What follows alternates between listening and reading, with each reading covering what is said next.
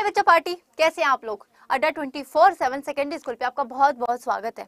तो आज हम पढ़ेंगे बेरोजगारी के बारे में, अनएम्प्लॉयमेंट के बारे में, ठीक है ना। तो अनएम्प्लॉयमेंट किसी भी देश में कितने प्रकार की हो सकती है। जो डेवलपिंग कंट्रीज है यानी कि विकासशील देश हैं, उसमें बेरोजगारी कितने तरह की हो सकती है और कौन कौन सी होती है।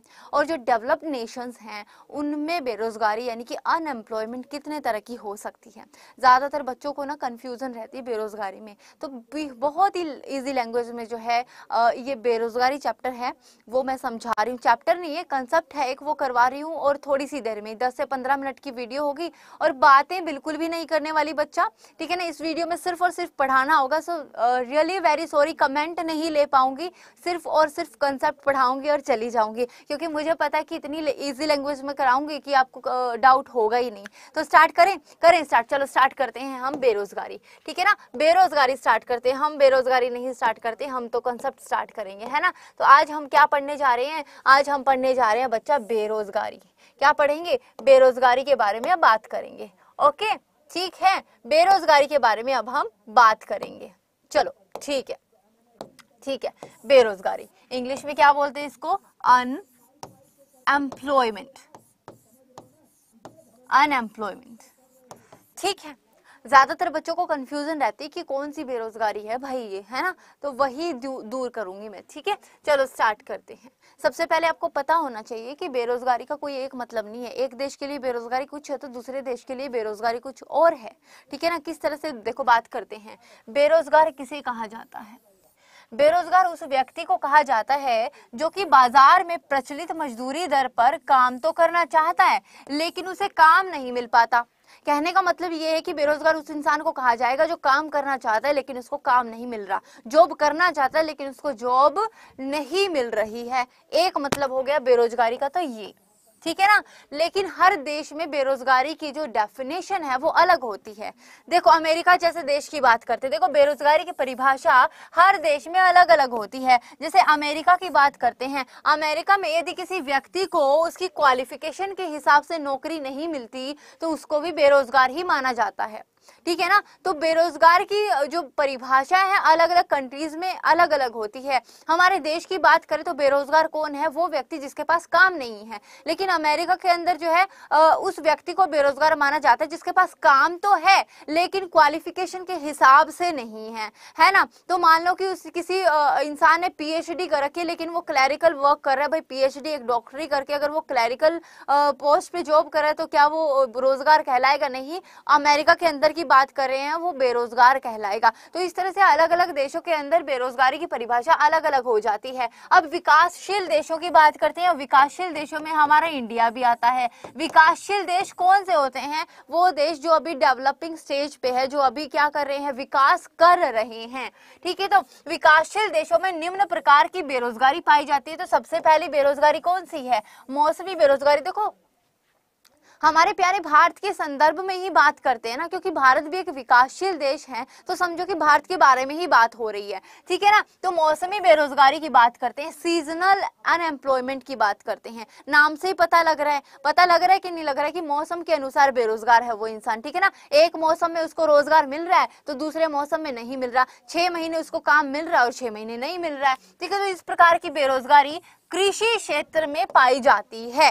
कैसे, कृषि क्षेत्र में लोगों को कृषि की जुताई, बुवाई, कटाई आदि कार्यों के समय में तो रोजगार मिल जाता है। जब ये काम होता है, वो लोग जो बुआई, जुताई, कटाई के ऊपर ही डिपेंड करते हैं, इनका जो है इनकी आजीविका जो है इन्हीं के ऊपर चलती है। जब ये काम हो जाता तो ये बेरोजगार हो जाते हैं, ठीक है ना। तो जो कृषि में लगे लोगों को कृषि की जुताई, बुवाई, कटाई आदि कार्यों के समय तो क्या है, रोजगार मिल जाता। जब जुताई, बुआई और कटाई हो रही होगी तब तो उनको काम मिल जाएगा। और जैसे ही कृषि का काम खत्म हो जाता है, जैसे ये कटाई वाला काम खत्म हो जाता है, अब तो कटाई नहीं करनी है, ठीक है ना। अब कब कटाई करने के बाद, एक बार कटाई करने के बाद दोबारा से कोई फसल लगाएंगे, वो उगेगी, बड़ी होगी, ठीक है ना, तब जाके उसकी जुताई, बुआई जो ये सब करेंगे तो तब जाके उनको रोजगार मिलेगा। तो इस तरह से क्या है कि कृषि, जैसे ही कृषि का काम खत्म हो जाता है तो कृषि में लगे लोग क्या हो जाते हैं, बेरोजगार हो जाते हैं। तो सीजनल यानी कि मौसमी बेरोजगारी विकासशील देशों में होती है। पहली बेरोजगारी ये है विकासशील देशों में होने वाली, सीजनल, मौसमी मौसमी, पता लग रहा है कि मौसम के अनुसार जो है इंसान बेरोजगार है। ठीक है, दूसरी आ जाती है प्रच्छन्न बेरोजगारी, यानी कि डिस्गाइज्ड अनएम्प्लॉयमेंट। ठीक है, तो ये जो प्रच्छन्न बेरोजगारी, इसको बोलते हैं छुपी हुई बेरोजगारी। ठीक है, छुपी हुई बेरोजगारी, छुपी हुई बेरोजगारी। दोबारा लिख देती हूँ, है ना, दोबारा लिख देती हूँ। इसको और किस नाम से जाना जाता है? इसको एक और नाम से जाना जाता है जिसको बोलते हैं छुपी हुई बेरोजगारी, छुपी हुई बेरोजगारी। ओके, छुपी हुई बेरोजगारी। देखो, छुपी हुई क्यों मानी जाती है? ऐसा लग रहा है कि इंसान के पास काम है, ठीक है ना, ऐसा लगता है कि इंसान के पास काम है, वो काम कर रहा है, लेकिन वो असल में बेरोजगार होता है। ऐसा भी हो सकता है कि कोई इंसान काम कर रहा है, काम में लगा, फिर भी उसको बेरोजगार बोला जाता है। क्यों? देखो, देखते हैं एग्जाम्पल से। देखो, प्रच्छन्न बेरोजगारी उस बेरोजगारी को कहते हैं जिसमें कुछ लोगों की उत्पादकता शून्य हो जाती है। उत्पादकता यानी कि प्रोडक्टिविटी जीरो हो जाती है, अर्थात लोगों को उस काम में से हटा भी दिया जाए तो भी उत्पादन में कोई अंतर नहीं आता। ठीक है ना, मान लो कि कहीं पे 10 लोग काम कर रहे हैं और उन 10 लोगों में से अगर 3 लोग को हटा देंगे ना तो भी काम पे कोई फर्क नहीं पड़ेगा। ठीक है ना, वो हो या ना हो, काम कर रहे हो ना कर रहे हो, कोई फर्क नहीं पड़ रहा है प्रोडक्टिविटी पे। इसी को प्रच्छन्न बेरोजगारी बोलेंगे। तो वो लोग जो 3 हटाए गए हैं, ऐसे लग रहा था कि वो काम कर रहे हैं लेकिन उनकी प्रोडक्टिविटी जीरो है, क्योंकि उनकी क्या है, उनके होने से और ना होने से कोई फर्क नहीं पड़ रहा है, काम उतना ही हो रहा है जितना हो रहा था, है ना। तो इस तरह की बेरोजगारी को क्या बोलते हैं? प्रच्छन्न बेरोजगारी बोलते हैं।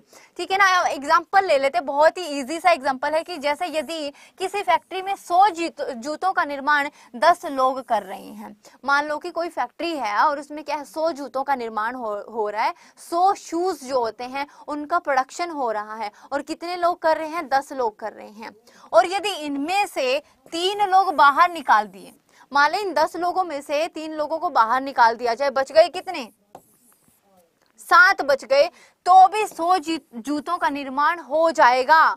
तो भी उतने ही समय में 100 जूतों का निर्माण हो जाएगा, यानी कि वो 3 हट गए, ऐसा लग रहा था कि वो काम कर रहे हैं लेकिन कोई फर्क नहीं पड़ रहा, उनको हटा भी दिया जाए तो भी 100 जूतों का निर्माण हो रहा है। इस तरह से इसको क्या कह सकते हैं? इसको कह सकते हैं छुपी हुई बेरोजगारी, यानी कि वो 3 लोग ऐसे लग रहा था कि कुछ ना कुछ प्रोडक्शन कर रहे हैं, उनकी प्रोडक्टिविटी है, कुछ काम कर रहे हैं वो, लेकिन जैसे ही उनको हटाया गया तो फिर भी 100 जूतों का निर्माण हो गया। तो अब उनकी प्रोडक्टिविटी दिख रही है जीरो, क्योंकि काम तो कर रहे थे लेकिन उनके होने ना होने से कोई फर्क नहीं पड़ रहा है। वो थे तब भी 100 जूतों का निर्माण हो रहा था, और जब वो नहीं है तो भी 100 जूतों का निर्माण हो रहा है। तो इस तरह की बेरोजगारी को बोलेंगे प्रच्छन्न बेरोजगारी। तो इन तरह हटाए 3 लोगों को क्या है? प्रच्छन्न रूप से बेरोजगार कहा जाएगा।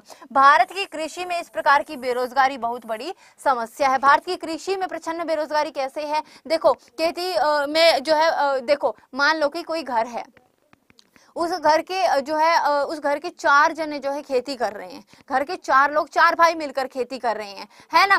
तो क्या है कि 4 भाई मिलकर खेती तो कर रहे हैं, अनाज तो उपजा रहे हैं, ठीक है ना, काम तो एक का ही है खेत के अंदर, बाकी 3 तो इसलिए कर रहे हैं क्योंकि उनके पास और कुछ करने को है नहीं। तो ऐसे लग रहा है कि बाकी 3 भी उसके साथ काम कर रहे हैं लेकिन उनकी प्रोडक्टिविटी जीरो है, कि वो 3 हो चाहे ना हो कोई फर्क नहीं पड़ेगा। ठीक है ना, तो इस तरह से क्या है, प्रोडक्टिविटी जीरो होती है उन लोगों की। तो उन लोगों के काम करने से या ना करने से कोई फर्क नहीं पड़ता। ऐसे लगता है, ऐसे क्या है, लगता है कि वो काम कर रहे हैं लेकिन वो काम नहीं कर रहे हैं। इसी को बोलते हैं छुपी हुई बेरोजगारी। ऐसे लगता है कि काम कर रहे हैं लेकिन वो बेरोजगारी क्या है, हमें दिखती नहीं, क्योंकि हमें क्या लगता है कि जो इंसान काम कर रहा है, ठीक है, जो इंसान काम कर रहा है वो तो उसको तो रोजगार मिला हुआ है, तो उसको बेरोजगार कैसे बोलेंगे। लेकिन वो क्या है, बेरोजगार है क्योंकि क्या है, क्योंकि उसके पास और कोई काम नहीं है, तो वेला बैठा, चलो ठीक है मैं यही कर देता हूँ, है ना। तो इस तरह से अभी ये देखो, ये 3 लोग हटा दिए गए हैं, तो ये क्या है, 10 में से अगर 3 लोग हटा दिए तो भी जूतों का निर्माण हो रहा था, ठीक है ना, कोई फर्क नहीं पड़ा ना काम पे। तो वो 3 लोग क्या प्रच्छन्न रूप से बेरोजगार है, यानी कि काम करते हुए दिखाई तो दे रहे थे लेकिन वो असल में क्या थे, बेरोजगार थे। ठीक है, अब नेक्स्ट जो है बेरोजगारी की बात करते हैं, संरचनात्मक बेरोजगारी की बात करते हैं, स्ट्रक्चरल अनएम्प्लॉयमेंट की बात करते हैं।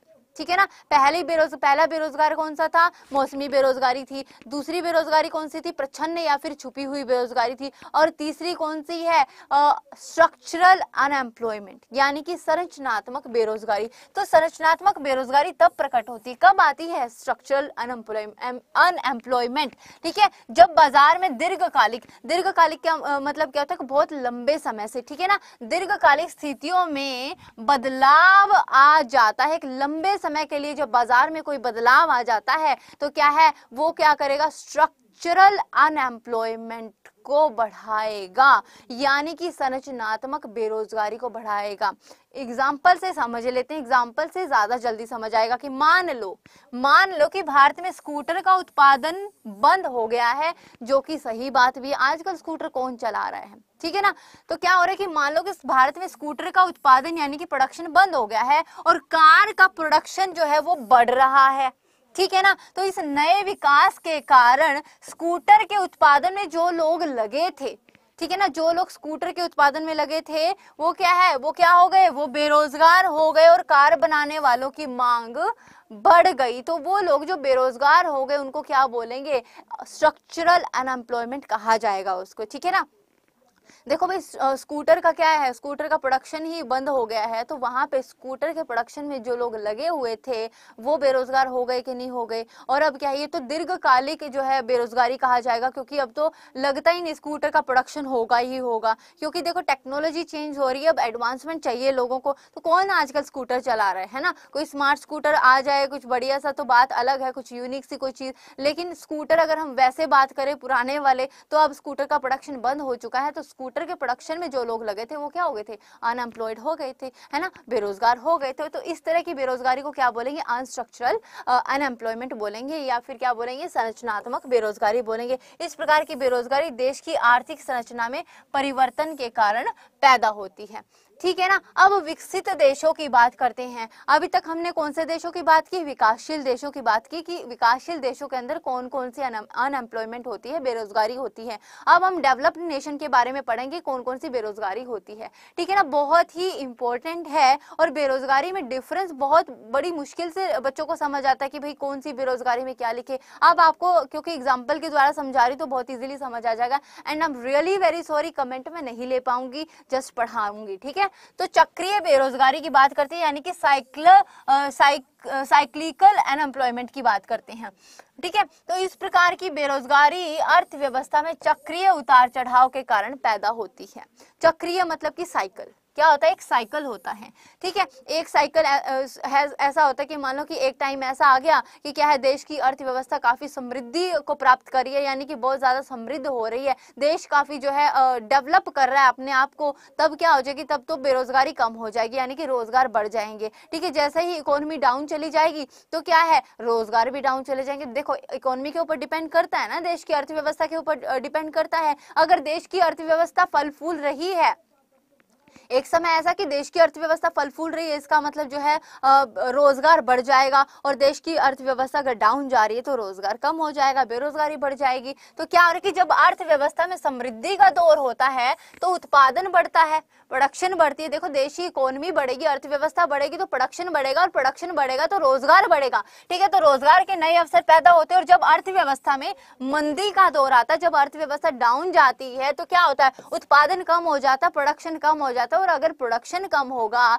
तो लोगों की जरूरत कम हो जाएगी, और लोगों की जरूरत कम हो जाएगी तो क्या हो जाएगा, बेरोजगारी बढ़ जाएगी, ठीक है ना, क्लियर है। उसके बाद दूसरे नंबर पे आ जाती है प्रतिरोधात्मक या फिर घर्षण जनित बेरोजगारी, या फिर मैं इसको बोल देती हूँ फ्रिक्शनल अनएम्प्लॉयमेंट, ठीक है ना। मान लो कि मैं अभी जॉब पे हूँ लेकिन मैंने ये जॉब छोड़ दी है, ठीक है ना। मान लो कि मैं क्या है, जॉब पे हूँ लेकिन मैं ये जॉब छोड़ना चाह रही हूँ, तो इसलिए मैंने जॉब छोड़ दी है। अब मैं क्या कर रही हूँ कि अब मेरे को पता नहीं कितना टाइम लगेगा, 1 महीना लगेगा, 2 महीने लगेगा नई जॉब ढूंढने में। नई जॉब मिलना इतनी आसान बात तो नहीं है ना कोरोना के बाद, है ना। तो हो क्या रहा है कि ये जो टाइम पीरियड है कि एक जॉब छोड़ने से लेकर दूसरे जॉब मिलने तक का जो टाइम पीरियड है, उसमें क्या हूँ, मैं बेरोजगार हूँ। जब जब तक मुझे दूसरी जॉब नहीं मिलेगी तब तक मैं बेरोजगार हूं ना। तो इस बेरोजगारी को क्या बोलेंगे, फ्रिक्शनल बेरोजगारी बोलेंगे, फ्रिक्शनल अनएम्प्लॉयमेंट बोलेंगे।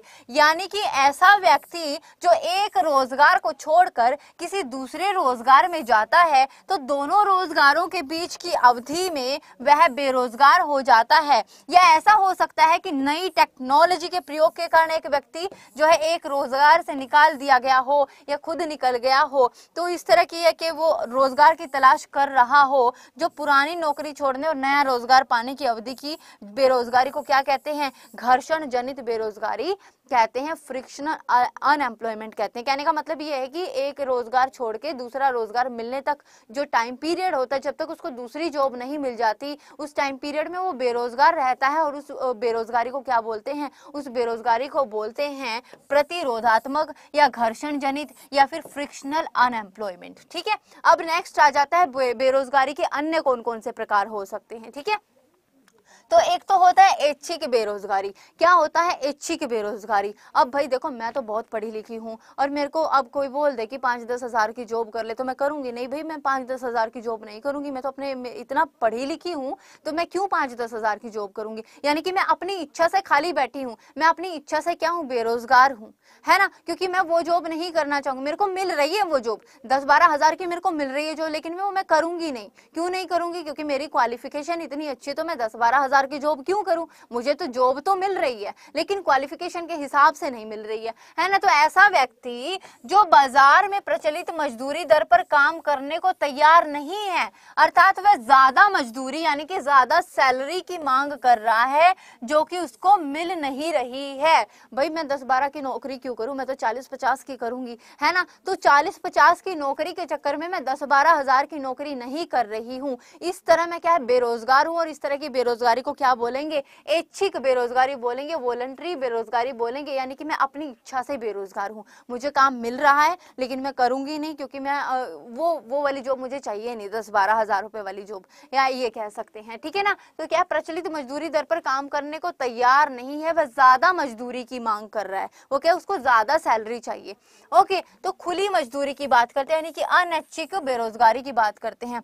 ऐसा व्यक्ति जो बाजार में प्रचलित मजदूरी दर पर काम करने को तैयार है, वहां पे क्या था, काम करने को तैयार नहीं था। ठीक है, यहाँ पे क्या, काम करने को तैयार है लेकिन फिर उसको नौकरी नहीं मिल रही है। ठीक है ना, लेकिन फिर भी उसे काम नहीं मिल रहा है। ये दोनों एक दूसरे के अपोजिट है कि नहीं है। यहाँ पे क्या था, यहाँ पे उसको काम मिल रहा था लेकिन वो काम करने को तैयार नहीं था क्योंकि उसकी सैलरी कम थी, है ना। यहाँ पे इसको क्या है, काम मिल रहा है लेकिन क्या है, काम नहीं मिल रहा है। वो काम करने को तैयार है लेकिन उसको काम नहीं मिल रहा है। ठीक है ना। तो ऐसा व्यक्ति जो बाजार में प्रचलित मजदूरी पर क्या है, काम करने को तैयार है, वहां पे तैयार नहीं था। ऐच्छिक का मतलब क्या होता है, अपनी इच्छा से। ऐच्छिक का मतलब क्या होता है बच्चा, ऐच्छिक का मतलब होता है अपनी इच्छा से, अपनी मर्जी से, अपनी मर्जी से, अपनी मर्जी से वो क्या है, बेरोजगार है। अपनी मर्जी से वो बेरोजगार है। और यहाँ पे क्या है, अपनी मर्जी से वो बेरोजगार नहीं है, उसको काम ही नहीं मिल रहा है। ठीक है ना। तो ऐसा व्यक्ति जो बाजार में प्रचलित मजदूरी पर क्या है, काम करने को तैयार है लेकिन फिर भी उसे काम नहीं मिल रहा है, तो उसे क्या बोलेंगे, अनैच्छिक बेरोजगार कहा जाएगा, या फिर ओपन या फिर इनवॉलंटरी अनएम्प्लॉयमेंट कहा जाएगा। तो भारत में किस प्रकार की बेरोजगारी पाई जाती है, ये हमने देख लिया है। मौसमी बेरोजगारी पाई जाती है भारत के अंदर, है ना, और प्रच्छन्न बेरोजगारी पाई जाती है भारत के अंदर, या फिर संरचनात्मक बेरोजगारी। विकासशील देशों में पढ़ा था ना, विकासशील देशों में भारत भी आता है। तो इस तरह की जो है बेरोजगारी कहाँ पाई जाएगी, भारत के अंदर भी पाई जाएगी। इसके अलावा कुछ ऐसे भी बेरोजगार हैं, कुछ ऐसे भी बेरोजगार हैं जिनको मजदूरी भी ठीक ठाक मिल जाएगी लेकिन फिर भी ये लोग काम नहीं करेंगे, फिर भी ये लोग काम नहीं करना चाहते। कौन है ऐसे लोग, भिखारी हैं, साधु हैं, अमीर माँ बाप की जो है औलाद हैं, वो क्या है, इनको काम भी मिलेगा लेकिन ये काम नहीं करेंगे। तो इस तरह से जो है हमने अनएम्प्लॉयमेंट के टाइप्स पढ़ लिया। आई होप आपको क्लियर होगा विकसित देशों के अंदर, विकासशील देशों के अंदर किस किस तरह की अनएम्प्लॉयमेंट होती है। Okay, thank you so much.